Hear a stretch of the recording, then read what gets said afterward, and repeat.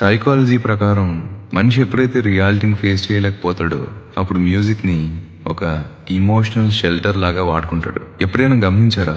మనం ఎక్కువగా స్ట్రెస్లో ఉన్నప్పుడు, లైఫ్ హెవీగా అనిపించినప్పుడు వెంటనే ఇయర్ ఫోన్స్ పెట్టుకొని ప్రపంచానికి దూరంగా వెళ్ళిపోతాం. ఎందుకంటే అక్కడ ఎవ్వరూ మనల్ని జడ్జ్ చేయరు, ఎవ్వరూ ప్రశ్నించరు. నువ్వు వాల్యూమ్ పెంచినప్పుడు కేవలం ఫోన్లో సౌండ్ పెరగట్లేదు, నీ చుట్టూ ఉన్న నాయిస్, ఆ ప్రాబ్లమ్స్, ఆ ఎక్స్పెక్టేషన్స్ అన్నీ మ్యూట్ అయిపోతున్నాయి. ఆ క్షణంలో ఆ పాట ఒక్కటే నీ ప్రపంచం.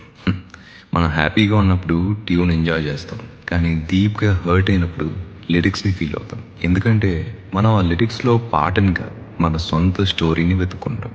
ఎవరికీ చెప్పుకోలేని బాధ ఆ పాటలో వినపడగానే అమ్మో నన్ను ఎవరో పూర్తిగా అర్థం చేసుకున్నారు అనే చిన్న రిలీఫ్ వస్తుంది.